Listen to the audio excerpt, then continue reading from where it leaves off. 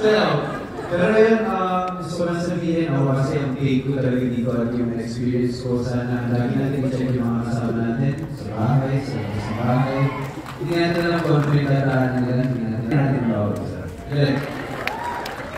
Salamat sa pagdonis sa Premium Night na natin sa Forever. Nandito rin yung mga natin.